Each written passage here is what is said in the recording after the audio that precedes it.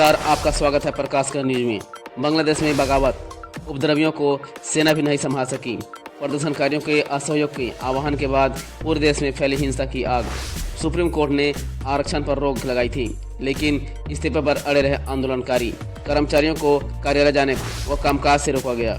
बांग्लादेश में महीनों से सुलग रही आरक्षण और सरकार विरोधी चिंगारी सोमवार को भीषण आग के रूप में फूटी।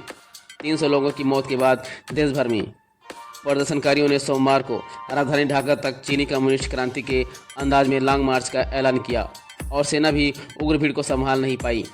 नतीजा यह रहा कि करीब 1.5 दशक से बांग्लादेश की सत्ता पर काबिज शेख हसीना को जान बचाकर देश से भागना पड़ा।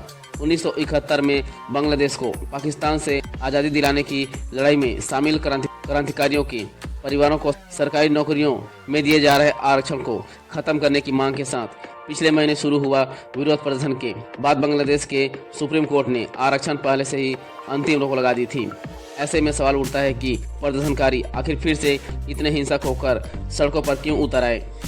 असल में हिंसा की यह नई लहर तब शुरू हुई जब प्रदर्शनकारियों ने असहयोग का आह्वान किया, जिसमें लोगों से कर या बिजली बिल का भुगतान न करने और रविवार को काम पर न आने का आह्वान किया गया।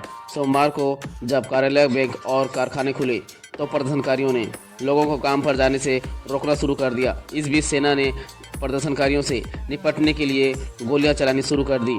प्रदर्शनकारियों ने एक दिन पहले लगाए कर्फ्यू के परवाह किए बिना ढाका में प्रधानमंत्री आवास पर धावा बोल दिया। इसके अलावा प्रदर्शनकारियों ने ढाका के शाहबाग इलाके में स्थित एक प्रमुख सार्वजनिक अस्पताल बंगबंधु शेख मुजीब मेडिकल यूनिवर्सिटी पर हमला किया है। प्रदर्शनकारियों ने जगह जगह सत्तारूढ़ पार्टी के कार्यालयों व वाहनों में भी आग लगा दी। आरक्षण का गुस्सा प्रधानमंत्री पर उतारा। सुप्रीम कोर्ट ने जब फैसला सुनाया कि 1971 में बांग्लादेश के आज़ादी के लिए लड़ने वाले परिवारों को कुल आरक्षण में से 30% की जगह सिर्फ 5% कोटा दिया जाएगा, तो प्रदर्शनकारियों का आरक्षण के खिलाफ गुस्सा शांत हो गया, लेकिन वह हसीना के इस्तीफे की मांग पर अड़े रहे। सुप्रीम कोर्ट ने यह भी आदेश दिया कि कुल नौकरियों में 93% नौकरियां योग्यता के आधार पर आवंटित किया जाना चाहिए। वह 2% आरक्षण जाति अल्पसंख्यकों, ट्रांसजेंडर व विकलांग के लिए अलग रखा जाएगा।